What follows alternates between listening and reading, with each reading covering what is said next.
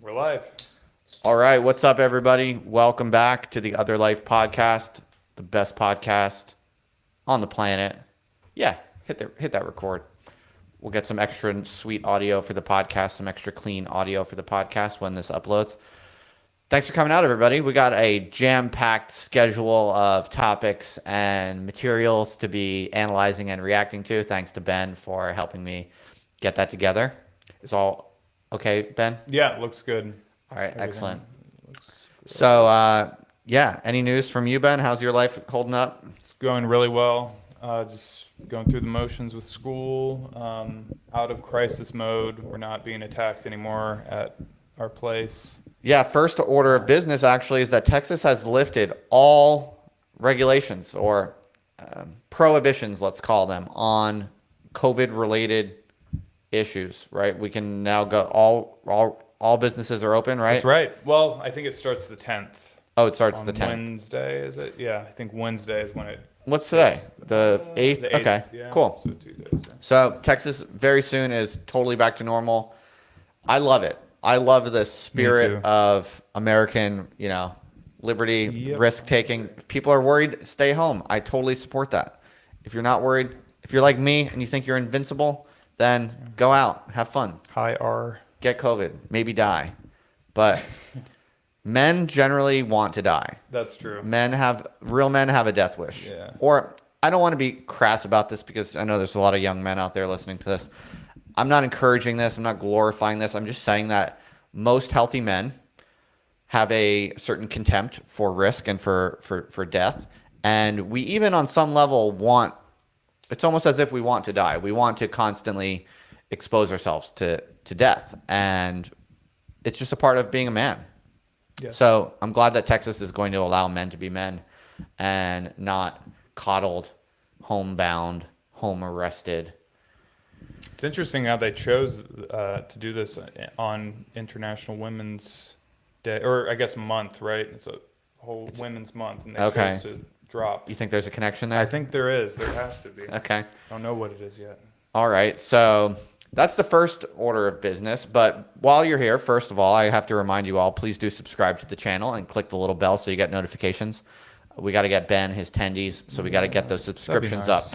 So, Remember, no I pressure. have a running challenge for Ben right now that if he can get the YouTube subscribers to double in the next 3 months, I'll give him $5,000. By the way, Ben, a little update on this. Yeah. I do not think we're on track to hit the goal. Oh, what do you mean? So far, just extrapolating from the growth we've had over the past week or two, it's been good, but we volatile, need right? to dig a little deeper, be more creative. Or you all listening out there, watching out there, need to subscribe at a higher rate, or Ben is not going to hit his target for 3 months from now when he graduates university, and hopefully I'm going to be able to.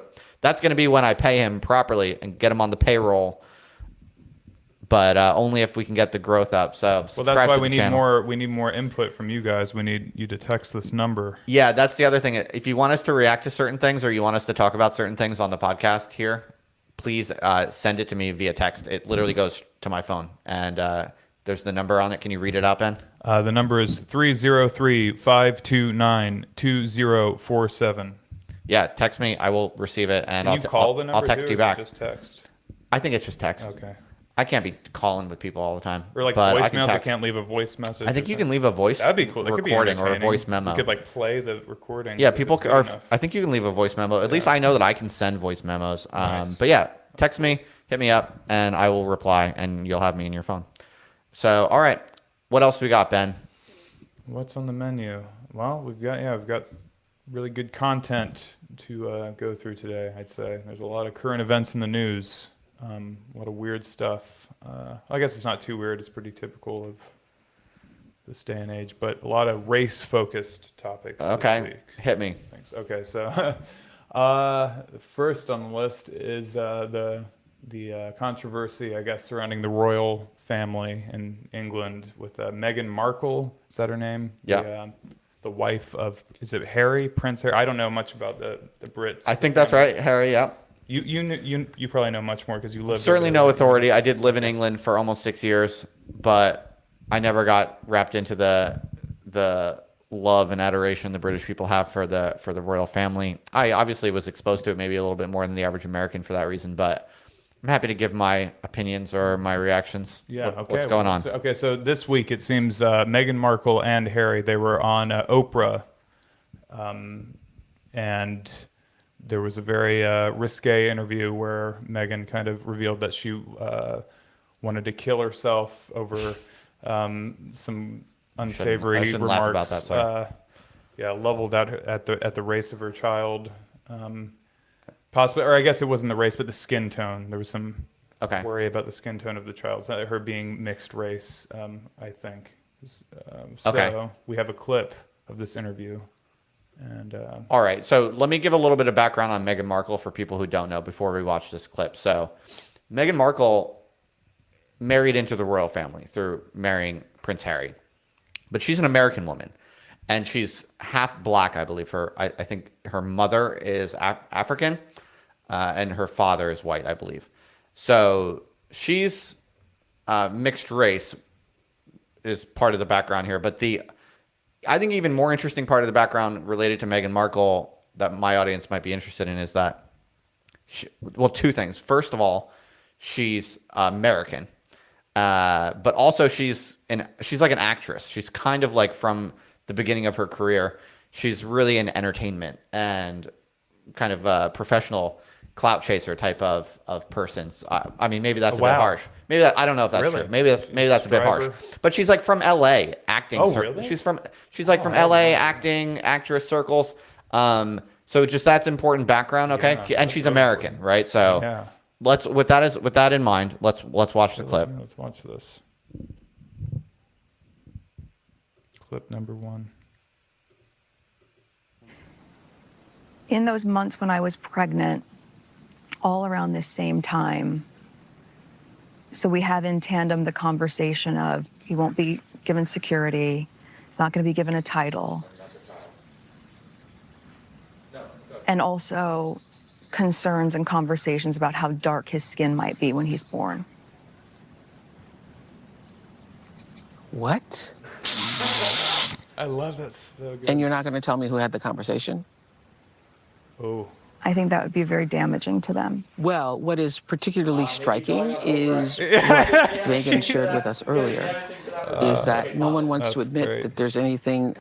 Okay, Oprah's looking good. My first question to this would be, what were they saying about the child's skin tone?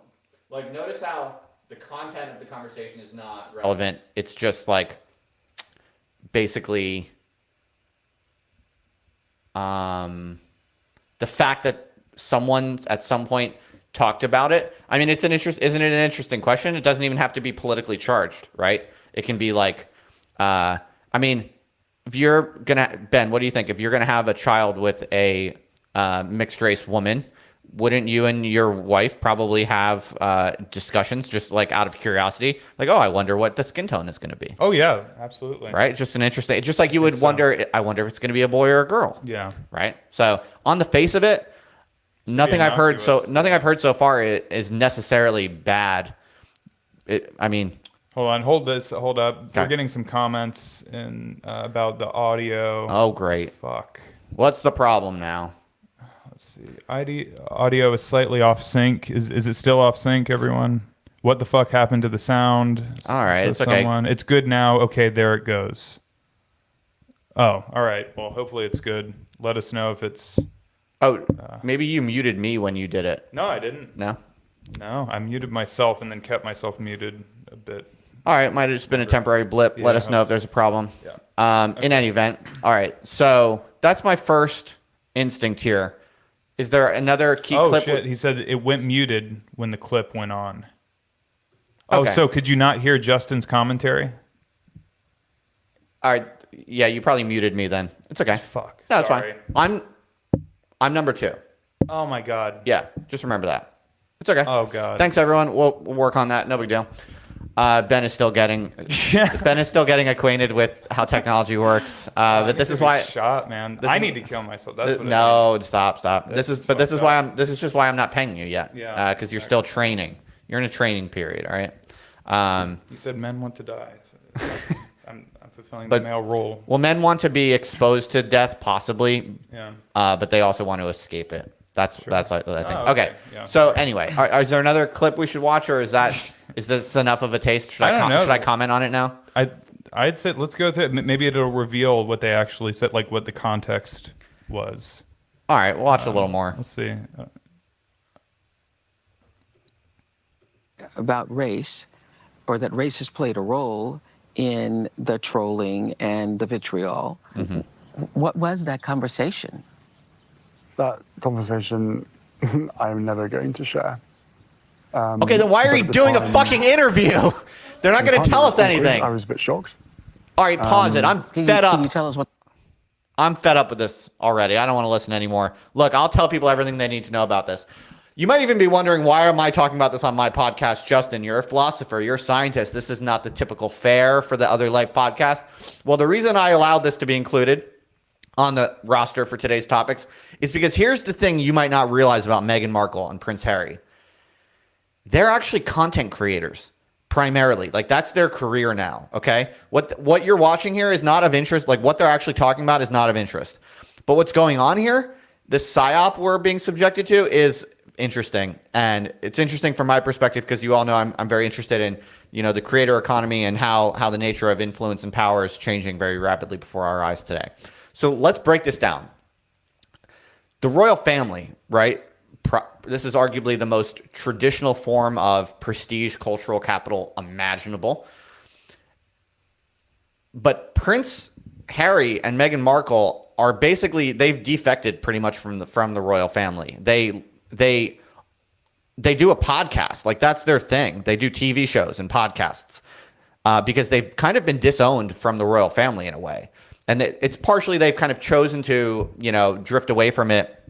But also they've kind of been disowned. It's kind of been a combination of the two. And they don't even get many resources from the royal family, is my understanding. They're kind of like the, disowned, like redheaded stepchild of the royal family. And they, I think, spend most of their time in America now, if I'm not mistaken. And so they're just content creators. Like that's what they are. They're basically vulgar coattail riders cashing out the cultural capital of the British crown for like basic bitch internet clout. They do podcasts. They have like a contract with Spotify or something like that. You got to get them on Other Life. Yeah, right. So that's the important background. Like they're not really royalty. And she's American. She's an American LA actress. She never really had that royal, I want to say stock, but I'm not a big fan of that way of thinking about things.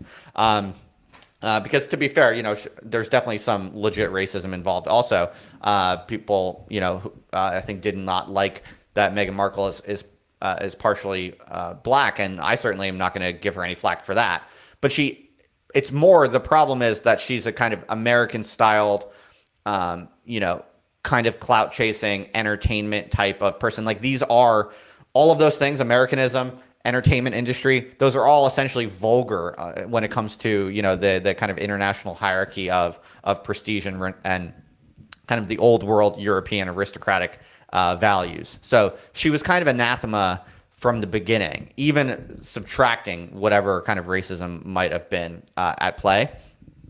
And so she comes into the royal family, and it immediately, I believe, I don't pay close attention to this stuff, but it immediately kind of became conflictual, and they eventually ended up kind of being disowned and also voluntarily kind of just exiting the whole royal game. And now, lo and behold, they're taking their show on the road and they're going to Oprah. So it's basically like when the British royal family were skeptical of Meghan Markle, it was probably because like they feared that she would do shit like this, And so it's like, absolutely. Honestly, they're kind of just Harry and Meghan are kind of proving their critics right by doing this kind of publicity stunt on Oprah. Like there's no real story here. It's just kind of like, oh, people said things about my baby. I felt sad, even though I'm rich and famous and powerful, and I felt sad. She's kind of claiming suicidal thoughts, and I'm not questioning. I'll trust her testimony, and I wouldn't make light of that.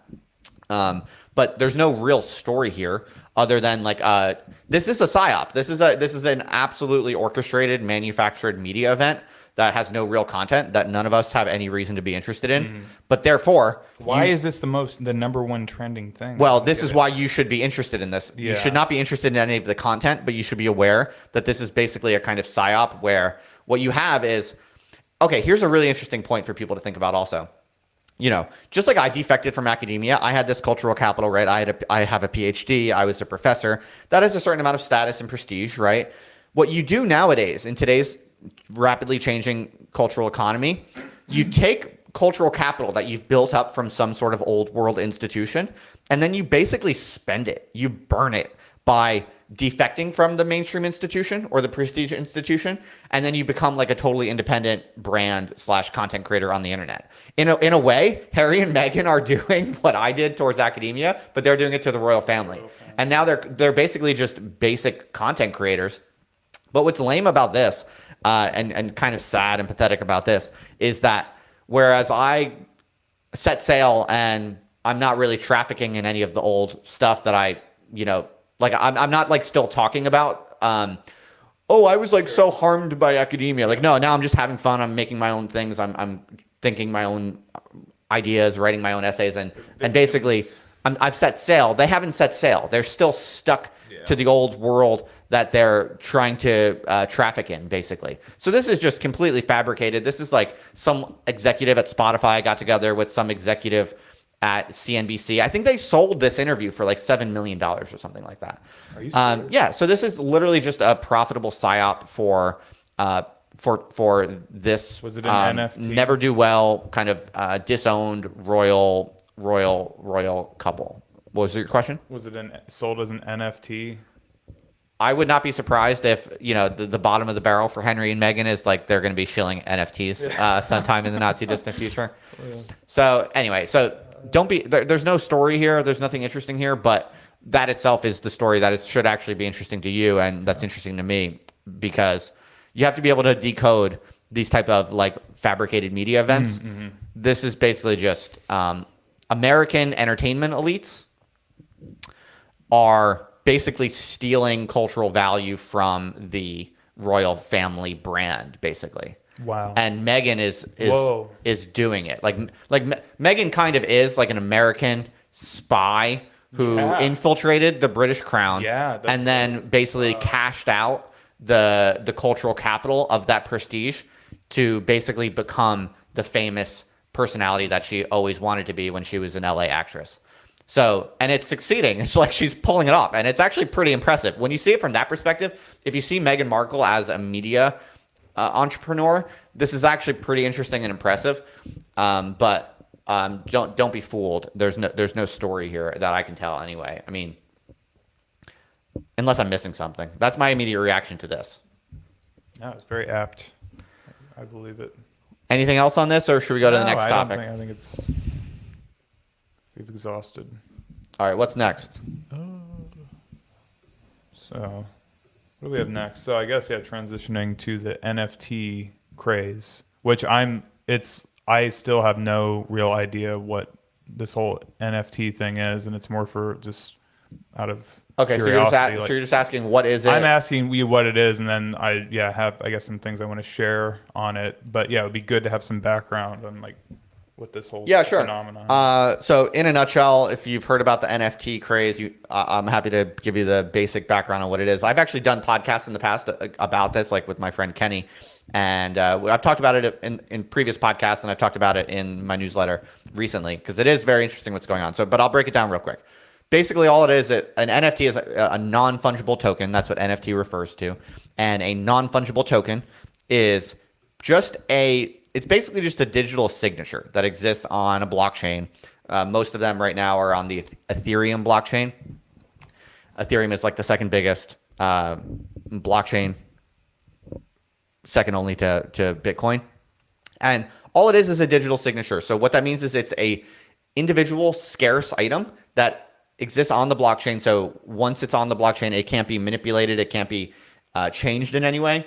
And it also, and this is what's most important, it can't be duplicated. It's a provably unique signature that exists on the blockchain. So in this kind of extremely decentralized tamper-proof way, basically.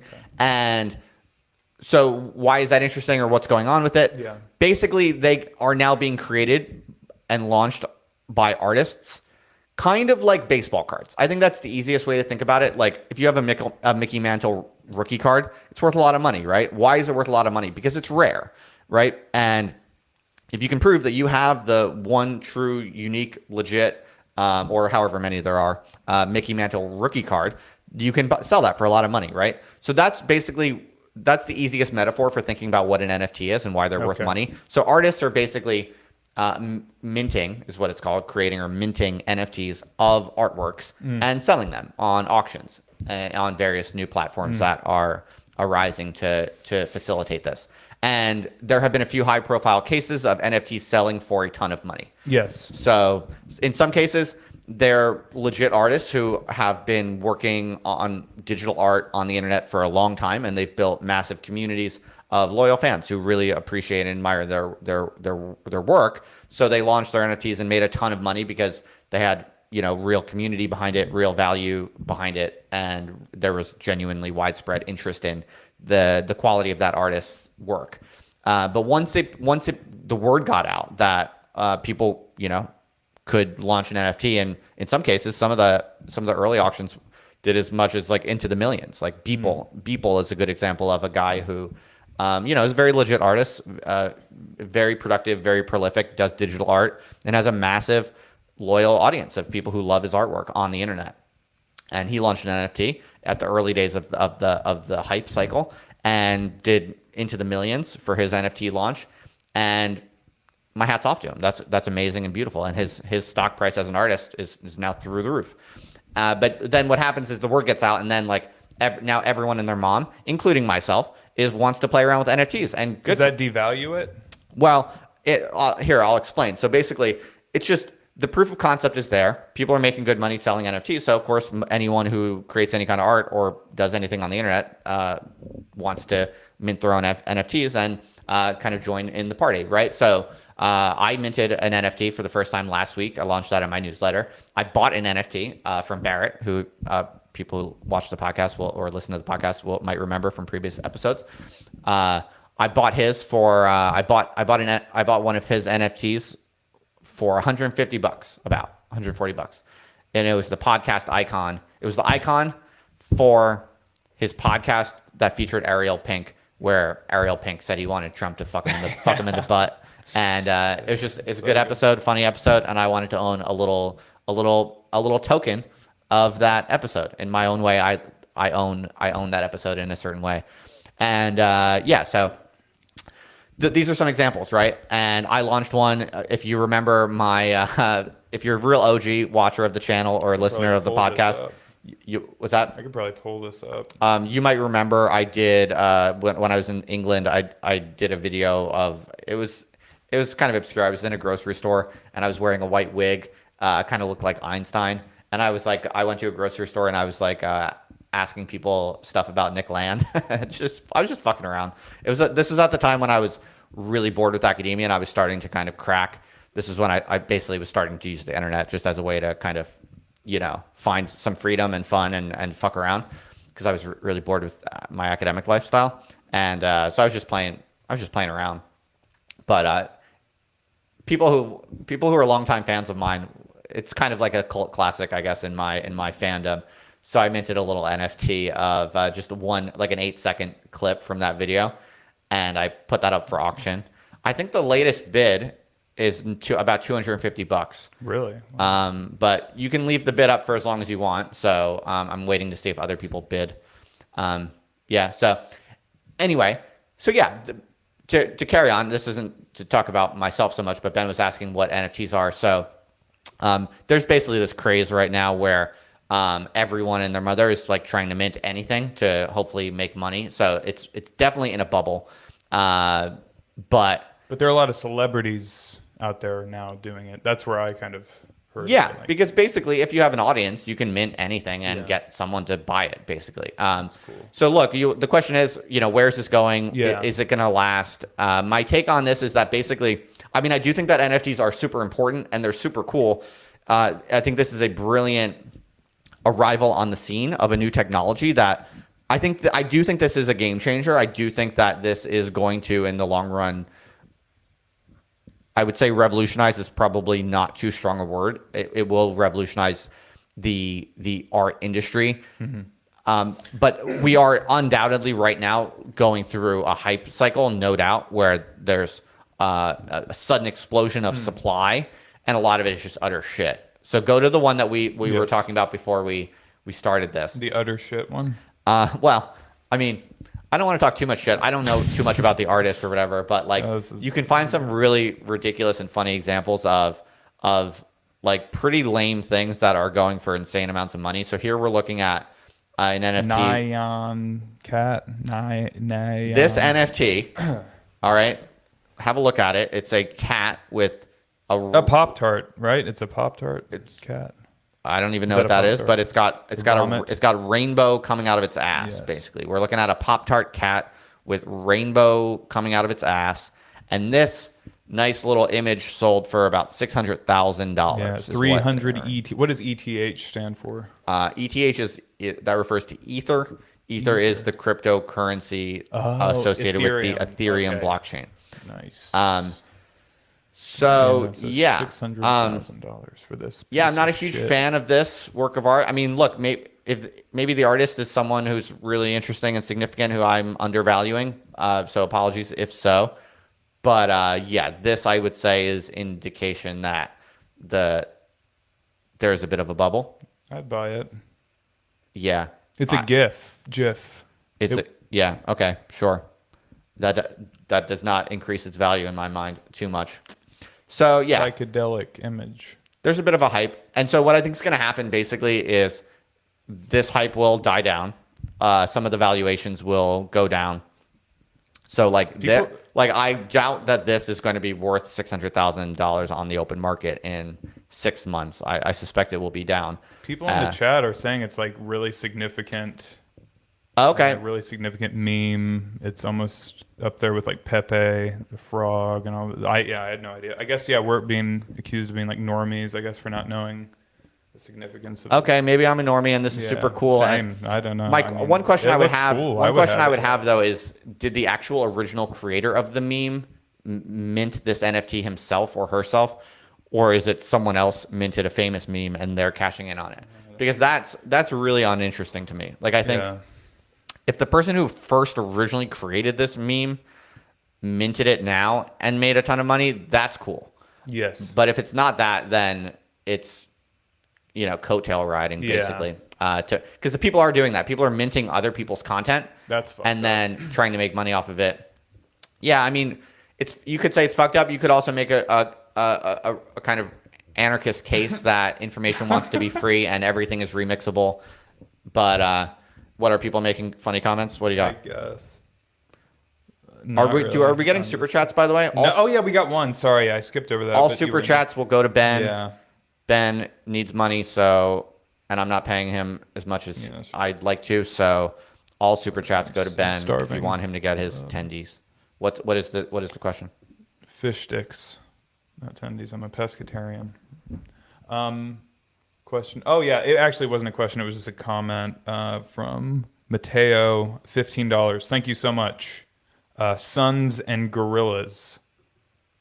He exclaims in all caps. Sons and gorillas. Yeah. Thank you. I agree. Thank you. I support this. I don't. All right. Yeah. So maybe there's some background behind this NFT that makes it cooler than I understand. But from an aesthetic standpoint, I'm not particularly impressed. I mean, it's cute. I think it's kind of cute. Endearing. Yeah. Pop-Tart cat. I don't know. Yeah, I wonder what this. But is it $600,000 cute? Oh, wow. I mean, my NFT on Zora.co is currently the maximum bid is $250. So I would like to think that. Oh wow! What? We're getting some live updates here. I have a request from our mutual friend Paul Town to check out his NFT. So if you want to, I think we might have to charge people for that kind of sponsorship. Okay. Yeah, I don't know. Oh, sorry, Paul Town. Yeah, sorry, Paul Town. Well, you already got it. He already got the shout out. You said it. So go. People can check out Paul Town's NFT. But Ben, I'm not sure that we should be so easy. I'm Oh, not sure we should be so sorry. I know, slutty. I'm a total slut. I'm a whore. I'm not sure that random people on the internet, even though Paul Town is a friend of the show, I'm not sure that people should be able to just text us Set a bad precedent. and I instantly, understand, immediately get an advertisement for whatever they're shilling. I don't know about that. Yeah. We might have to think about that. Yeah. But yeah. All right, go check out Paul Town, everyone. He's got NFTs. Everyone's got NFTs for sale. Everyone. Yeah. Everyone and their I'm mother. intrigued now. I would like to make one. My mother literally has an NFT. No, I'm just kidding. But That'd be pretty based.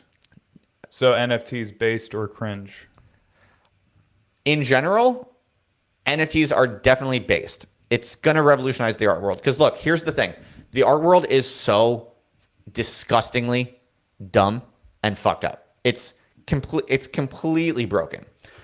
In music, in painting, you name it, across the board, the whole system is, and everyone knows it. Everyone even inside the system knows it's extremely inefficient and arbitrarily policed, right? Like if you think about the fine art market, for instance, right? Like paintings at Sotheby's and stuff like that, it's basically a very, very small number of people in a back room who decide this artwork is going to be important.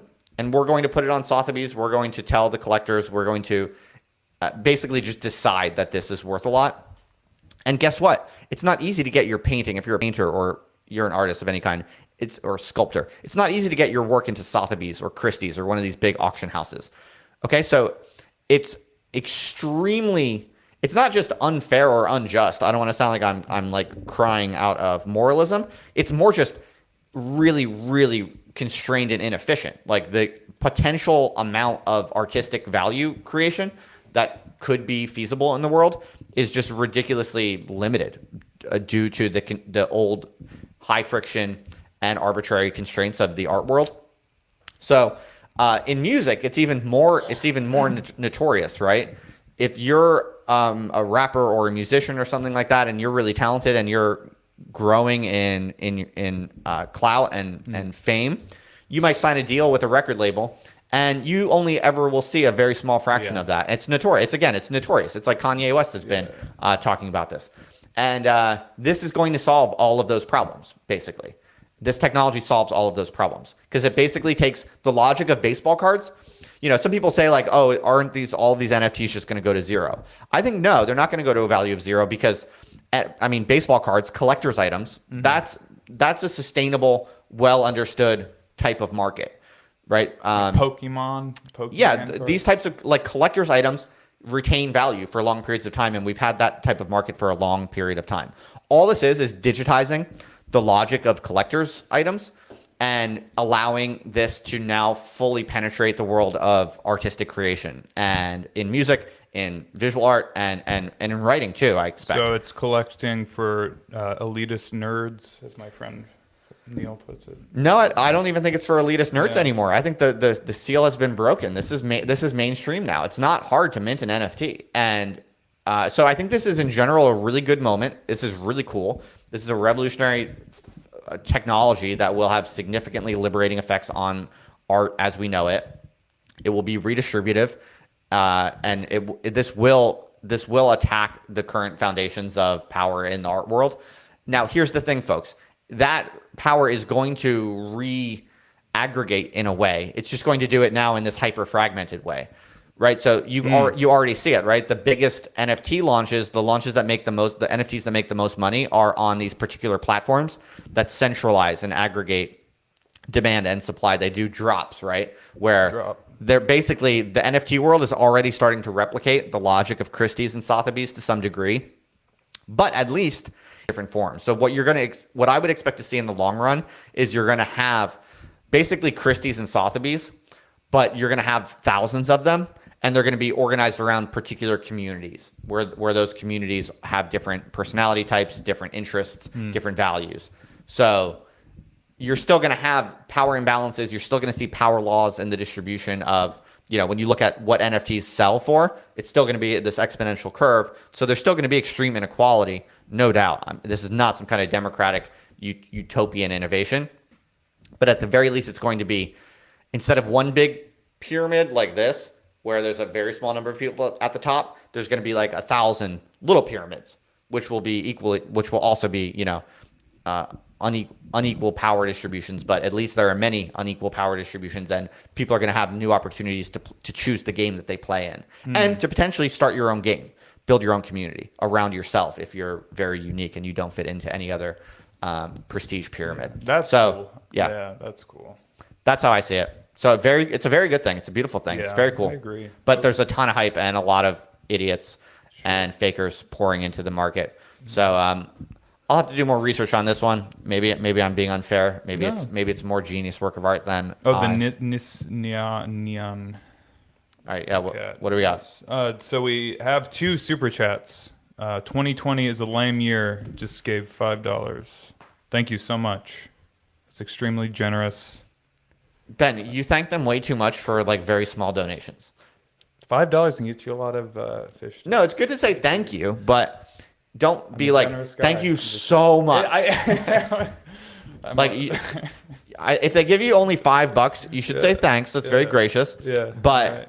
What do I say, Justin? But what do I say? Only be that emphatic if they give you like $50 or $100. Then you can be like, thank you so much. Okay. What do I say at $5? Just basic thanks, a quick thanks. Okay, just thanks.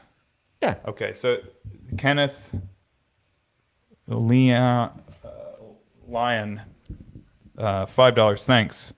What if someone minted screenshots of other people's Instagram posts of their Women's Day proclamations? Is that based or cringe? To take screenshots of other people's Women's Day posts, I'm afraid that's cringe, because here's what I would say. If you're looking for some feedback on what makes a legitimate NFT that's worth minting versus one that's not, is this.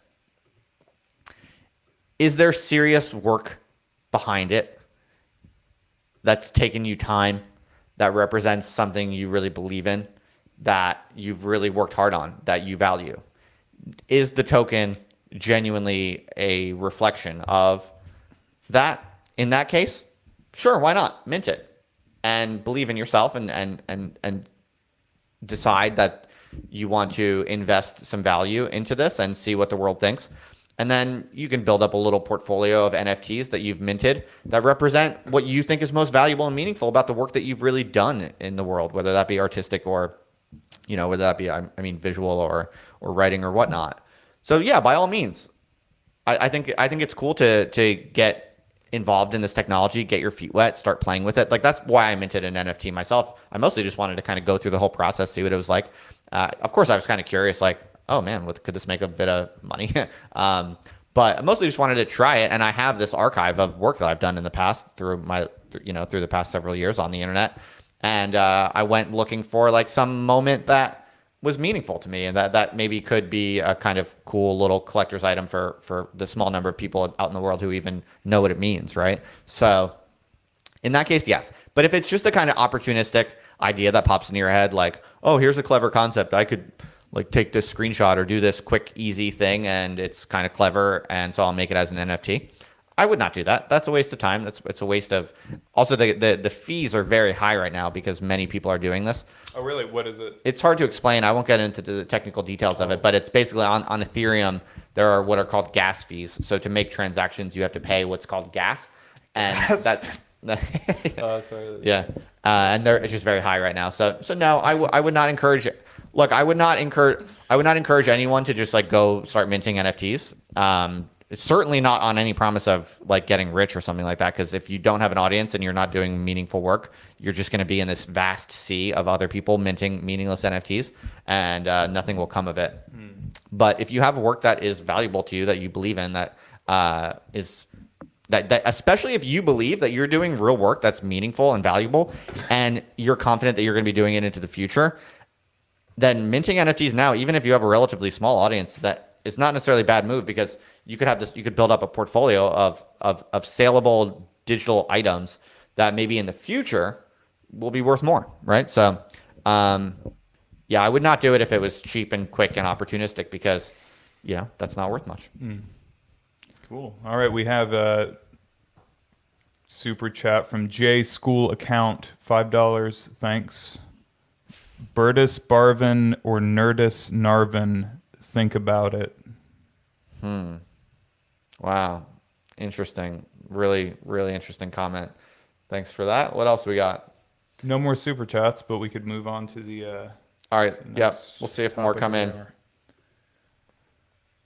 Here we go. Do you want to lead into this one, or do you want to surprise? No, everyone you who give knows the it? lead in. Oh. Well, yeah. This was just scrolling the news of the day. We stumbled upon. Who is it? Papa John, I guess. I'm not really sure who this. Oh, yeah. this Papa man John. His name is John Shatner, I think. Shatner. Really? Yeah. Why are you so surprised by that? Any really? I mean, he. Oh my God, he kind of does look like William Shatner, does he? Do you know if there's any? I actually link, have no any clue. relation? Wow, that makes so much sense. Don't get too excited because it might not be Sorry. connected. And Okay. then That's crazy. okay. Anyway, so yeah, he's. I guess there was a controversy with him, like dropping the N bomb, like a couple years ago or something. And I guess he's been in like re-education mode, like anti-racist re-education, and it's taken him. Oh well, if yeah, I don't want to spoil it, but here we go, and I want to see your reaction to this. I think it'll be cool. Hopefully the audio sounds good for everyone. Take me back to a few years ago when you start to see these headlines coming out and smearing your good name. How did you feel at the time when you were seeing these headlines? State of shock. Unbelievable. I couldn't understand it. I mean, again, you have a public board that paints its chairman complicit, passive, or active. They paint the founder as a racist. They know he's not a racist. It's just unbelievable. And I used to lay in bed just going, how did they do this? And we've had 3 goals for the last 20 months to get rid of this N-word in my vocabulary and dictionary and everything else because it's just not true. Figure out how they did this and get on with my life. If Papa John's would just say, hey, we got in a hurry, we didn't follow proper. Take me back to a All right.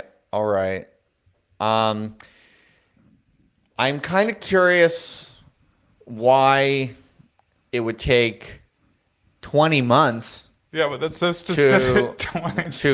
to stop saying a word that you don't want to say anymore. I feel like if there was a word that I said all the time and I decided I didn't want to say it anymore, I could do it in 6 weeks max. Really? Well, yeah, I think so. You think you can eliminate based from your Easy. vocabulary in 6 weeks? Easy. Yeah. If I wanted to. So what this sounds like to me is that if it takes him 20 months to get this out of his vocabulary, he must have been saying it all the time. he must have been saying it every day, like 3 times a day. Because it must have been such a deep part of his lifestyle to say the N-word. 20 months. That if 20 months is what it takes, that's like eliminating like from my vocabulary. Which I use yeah. Like, yeah. Yeah, it's like He just says it every other word. it's like forgetting how to ride a bike. Yeah. It's like unlearning how to ride a bike. That's too funny. Well, I applaud his commitment to this re-education camp that he has signed on to. Of course, another possibility is that this is just PR, and that actually he's still saying it all the time. Do you remember what happened? Like, did he actually say it in his private life? Let me look. Yeah, you're not gonna. I mean, you could try if you want, but word. Yeah, I mean, I might if I'm listening to rap music and I'm home alone, I might kind of say it a little bit. Okay, John maintains that the audio of him using the N-word in the audio released in 2018 was taken out of context, and so I guess there was an audio. Okay, so what was the real context that he says that makes sense out of it? N-word audio. I mean, I do think. Look, I will say this. I think that if you're behind closed doors and you're having an intelligent, mature conversation about language and politics and race, then it's not unreasonable and it's not evil to simply say the word. Sorry. if you're referring to it for analytical purposes, like you can say the word. I mean, I don't say it on YouTube and in public because I'm not, because it is a button pushing kind of thing, and I don't want to. I have no interest in upsetting anyone. So. Oh, it looks like you said it during a meeting, I guess, in a conference call. Sorry. But why did he say it? And what were you laughing at? What did you find that? Oh, just I was listening to a clip on YouTube, and the announcer saying the N word was funny to me. Okay. So yeah, I mean, if he was just saying it because he was referring to the word or talking about, analyzing language or something like that, then that I think is fair play. play. That's what it was. Yeah, I'm sure he was. If he was if he was obviously if he was referring negatively to some black person, that's bad. I wouldn't. That he probably should get canceled for that, frankly. Yeah. But I guess the only other exception would be if he's got a black friend who's cool with him using it, and he calls him, "Yo, ma," if he's got friends. It all depends on the black friend. If the black friend is cool with it and it's behind closed doors, then no one's being hurt there. There are Oh, people. wait, now it's saying he used it during a exchange with a laundry service. Oh, he was talking to. Yeah, he was on a phone call with a laundry service and dropped the N word. Did he call the other person on the other? He was discussing the complexities and subtleties of language. And, I don't know. Well, yeah, there's all these different. Okay, so agency. Papa John's founder says ad agency pressured him into it. Cool. All right, whatever. It doesn't really matter. What's important is it took him 20 months. Yeah, that's How many years is that? 20 months? Yeah, that's like a year. Almost two. Almost two. Right? Wow. Yeah, I mean, who counts in terms of months anyway? Don't you? A racist. Wouldn't you say 2 years? Why would you say the fact that he said 20 months makes me think that there's some re-education. Yes. Like Czar who has appointed him to the camps. You will practice this and that for maybe it's 20 months or maybe it's 23 months and he's counting down the last few months. Do we have other super chats that looks like? Yes, we do. Okay, we got that one. This is from Vincent Martin at $2. Thanks. Does NFT kill memes? Back to NFT discussion. No, I don't think NFT kills memes at all. In some ways, it might incentivize better meme production, more widespread meme production. Oh, really? Well, yeah, because if you, back in the day, 3 years ago or whatever, if you made a meme and it went mega viral, you had no way of really getting any type of monetary compensation for that value that you created. You could create a meme 3 years ago that gave millions of people a nice jolt of pleasure, and you got absolutely nothing for that. But now, if you make a meme and it goes viral, you could mint it. You could immediately mint it as an NFT, and maybe that's worth something. You know what I mean? Yes. So, no, I don't think NFTs kill memes. If anything, they will supplement and provide a more equitable and efficient market for the creation of mimetic value. I would think. What are you looking up? Oh, nothing. Okay, we have another super chat from Fred Northrup, $5. Thanks. What's the best way to pick up quirked up short show teas during the day, not in a bar? What is the best way to pick up quirked up shotties during the day, but not at the bar? No, okay, sorry. Yeah, shodies. So he's pronouncing it that way. That's cool. Okay. Yeah, sorry. During the day, but not at a bar. Yeah. Probably you have to go to the places that quirked up shotties hang out at. Coffee shops would be one. Bookstores would be another. Maybe. Yeah, where else? The mall. Really? People still go to the mall? Oh, I missed No, the yeah, mall. you're right. No one really goes to the mall anymore. Mall's But awesome. but the people who do are probably quirked up. Yeah, no, for sure. Honestly, one of the best ways to get quirked up shotties is to come on my podcast. That's true. Ben's already got a quirked up shotty. Yes. Barrett had his quirked up shoddy before he came on my podcast. But my point is, the circles I move in apparently have a lot of quirked up shoddies. So, yeah, if you ever write a really good blog post, or if you create something meaningful on the internet that my audience might be interested in, hit me up. Let me know. If I think it's cool, I'll have you on the podcast, and I'll let you put out an advertisement to the quirked up shoddies. I mean, there's an ongoing advertisement for quirked up shoddies who want to DM Ben. I think he's talking to someone now, but he's kind of talking to someone, but I don't know if I don't think they're exclusive yet, or I don't know. None of my business, but yes, we are. You're exclusive? Yes. Wow. At the moment, yes. I'm hopeful. Wow, interesting. Yes. Do you want to share more details, or do you not want to talk about this here?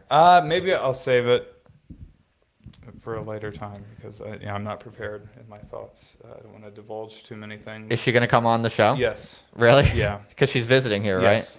right? See, Ben found a quirked up shoddy by being on my podcast. So if he can, of course, you have to be as good looking and as smart as Ben is, but and that's a high bar. But you might have a chance too. Too kind. Okay. What else we got? Anyway, we have a $3.33 super chat from Dionia7. All right. Thank you. That's a cool number. Did it say anything? No. Oh, all right. Just Thank you. That number. Cool. Appreciate that. What else we got on the agenda of content? The Twitter purge. Oh, there's been a big Twitter purge. A lot of fallen soldiers. Many people have disappeared off Twitter. People in my universe. People, some of whom I know, many of whom I don't know, but they're kind of a lot of people roughly in my overlapping circles.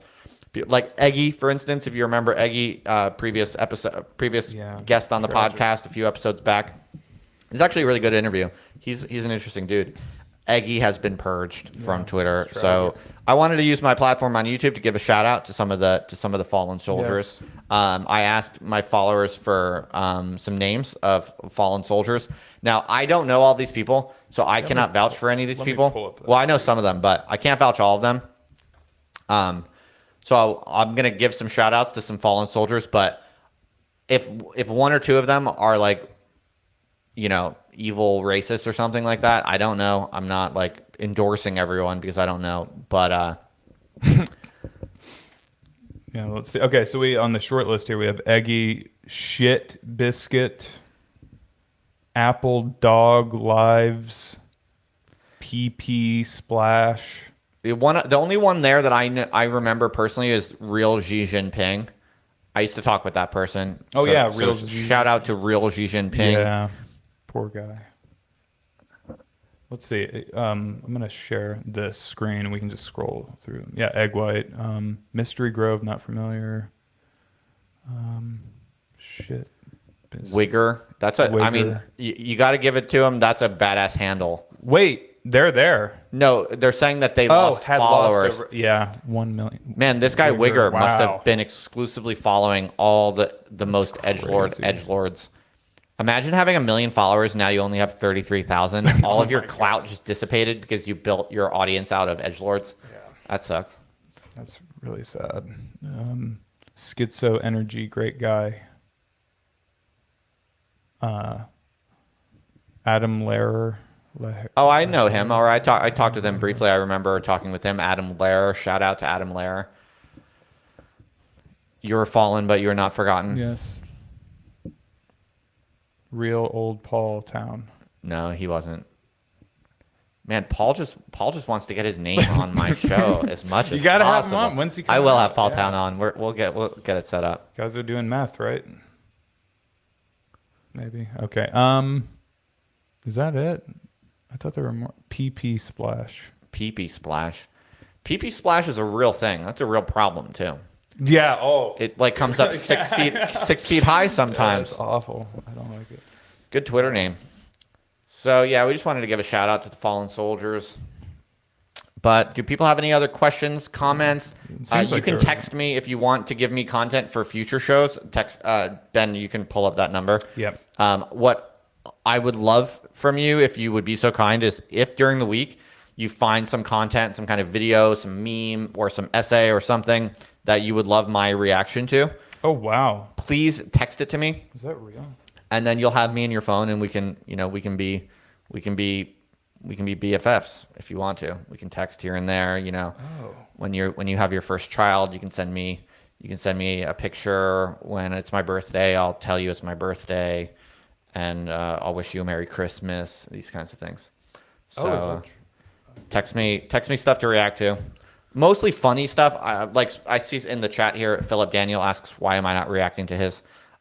Unless I'm mistaken, Philip, I like you, man. You're a genius musical composer, but your very thoughtful compositions just don't make for good reaction content. So ideally, people should send me things that are going to make for good content, basically. So that's something that's really funny, something that's really weird, something that's maybe an essay or a blog post or a book or something that's really, really, more intellectually engaging in a way that I can relate to. I'm not a music head, I can't really comment on music very well. It's not my niche, it's not my strong suit. So yeah, people should text me content. I have a good music reaction. Or folks, just text me to say hi. I just want to have you on my phone so I can, build up a little personal relationship with people. So, but text the word react so I know it's you coming from here. What else you got? Okay. We have $10 super chat from Idiot Tech, one of my good friends. Thank you. Any upcoming guests?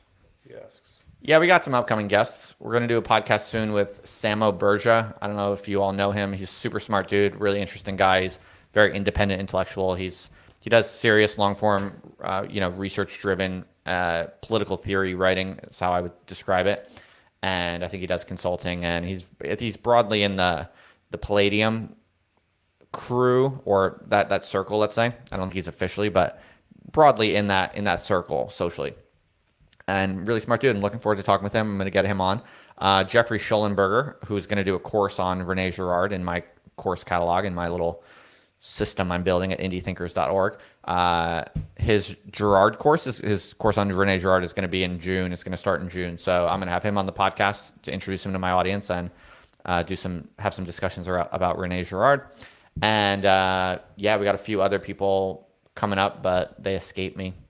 So yeah, you got a meme here, Ben? What do you got? Oh yeah, I just had since you mentioned music reactions, I thought I could pull up a good one for you, but we don't need to do that. We could save it for another time. But I know you say you're not a big music guy, but if you think I'd have any reaction, I'm happy to. I think so. I think you could have some good commentary on this. It seems pretty relevant too. Let's do it. And if anyone wants to squeeze in any other super chats so Ben can eat tonight, yes, feel free to do that. But if not, then this will be the last thing. All right, there we go. If I can fucking do this. Sorry, here we go. Copying the... Young Shelton. Hey, no, don't spoil... Okay.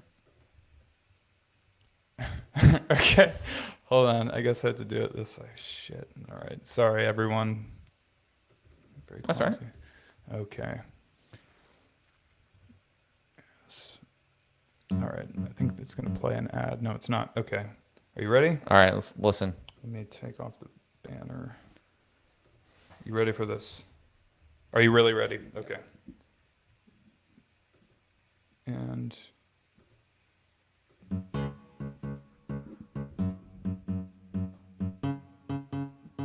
Popping bottles, we just popping bottles. Go, go. Popping bottles, we just popping bottles.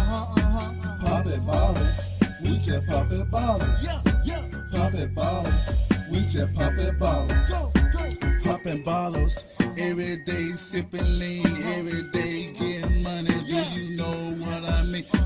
Popping bottles, with these models, living life lavish, getting money, count cabbage, day and night. Hit been passing it just like that. I'm popping bottles. Young champagne so been popping bottles with the models. And the women, they be love a nigga like me, cause I'm a G from the street. And they know I got cheese, yeah. Popping bottles. We just popping bottles. Young Shelton Paco. Popping bottles. We Good just name. Popping bottles. Popping bottles. We just popping bottles. Popping bottles. We just Popping bottles. It's a good beat. Yeah. It's a simple song, but simple can be good. I think so. Honestly, I kind of One of like the song. Me too. I think it's brilliant. I The really video like it. is something else. Yeah. It's pretty quirked up, I thought. Definitely pretty quirked up. I wonder how you get a girl to be in your rap video and shaking her booty like that. Do you just literally kind of ask your friends, like, are someone willing to volunteer? Do you have to, I guess you have to pay them. Yeah. But it's kind of like low level sex work because you're, you're like, Sure. can I give you $100 to twerk and let me touch your ass and let my friends stand under you and rap while you're twerking? I wonder how much you have to pay for that. Not that I would ever consider it. I'm a married man. I'm not looking for any women to twerk on my live stream, to be perfectly clear. Okay, we have another super chat What do we got? from Leto Babel, $10. Bust out the charts and do some ta. What is ta? T-A. Do some ta? What is that? T-A. Bust out the charts? Bust out the charts and do some T-A. No clue what that means. Ta. Isn't that like cheers? Kind of like in England and so. Oh yeah, it's a ta, greeting ta. in England, but that doesn't make sense in that context. So I have no Sorry. idea what they're trying to say. Yeah. Sorry. Next But time, thank you for the you money. might have to articulate yourself better next time. I don't know how to respond to that. Anything else we got? No money questions, but I think there's a lot of good questions and comments. All right, if there's one you want to take, Let's see. Let's do a good one. popping bottles. Oh, Ta is a Popping technical bottles. analyst for crypto Popping stocks. bottles. Popping Will you answer bottles. this? Will you re-answer this? Oh yeah, technical analysis, right? I don't know that stuff. I mean, I understand basic finance, but I don't know how to do technical analysis. Maybe Jacob can do it when I bring him on next. Oh yeah, that would be cool. We'll get my friend day trader Jacob to come back on the pod and talk some technical analysis. That'd be cool. I mean, maybe I could learn it and then I could become like I could join, day trader, finance punk, YouTube. Oh yeah, YouTube. definitely. That's where it's at, man. Finance punk. Yeah. Anything else? Are you still doing Chat for God? Are you still doing Chat for God? Yes, I am still doing the podcast Chat for God. I'm doing it with my friend Marin Nelson, and we are talking with great care and attention right now about the future of it. We're strategizing and we're planning, and we're thinking about rebranding it in a certain way and reinvesting in it. But we have been doing it. We like it, and we're going to keep it going. We believe is the game plan. But we're just thinking about how to grow it and how to take it more seriously and where we want the future direction to go. So yeah, stay tuned for that. All right, Ben, can you bring up my bring up the phone number one more time? And people just Can subscribe. people call it right now? Yeah, people can text me right now. And like Ben and I are gonna go for tacos now. And if you text me, I'll like literally be texting with you. So just text me if you want to get in touch, and you can contribute stuff for me to react to. But also if you just want to tell me something, whatever. Would you sext And- someone for content? What's that? Sext? No sexting. Okay. No sexting. Arya's gonna be pissed at Oh, me shit. for even Sorry. mentioning that. Get you subscribed. Please subscribe to the channel if you're watching on YouTube, and if you haven't subscribed to the podcast yet, you should do that so you can get this on your phone and you can get it later when it goes to the podcast feed in audio only. Yeah. Great. Thanks everyone. This is awesome. Yeah. Oh thank yeah, you, everyone. I should read the number. Go ahead, Ben. Can you read Yeah, it? Text me at 303-529-2047. all right. Oh yeah, someone did raise the issue that like out of United States, like people in different countries will probably have trouble texting. So Yeah, it would is you kind of consider like a WhatsApp or like another. Yeah, it is. It is limited to, I believe, U.S., Canada, and like Puerto Rico. There's got to or be whatever. workarounds for that. Yeah, though, there right? probably Like, are they could workarounds probably- for that, yeah. but most of the people in my audience are American, so I don't see myself really God bless figuring them. that out realistically anytime too soon. But we'll see. I'll look into it. Yeah. If you have any tips on how I could do that efficiently, I would look into it. Cool. But thank you to my out of country fans and brothers and sisters. I appreciate that. So, all right, folks, thanks for your contributions. Yeah, we'll be thanks. back on here in a week or so. And yeah, Oh, I thought stay we were tuned. doing one later this week. We might even be doing more. Yeah. Yeah, I just wanted to set expectations Oh, sure. lower. We can wow them with more content, True. but That's always true. you're never quite sure. My wife is out of town for the week, so we might be doing a little bit extra this week is the game plan, but we're not sure yet, so stay tuned. Yes. All right, everyone, thank you so much. Over and out. Great. Goodbye.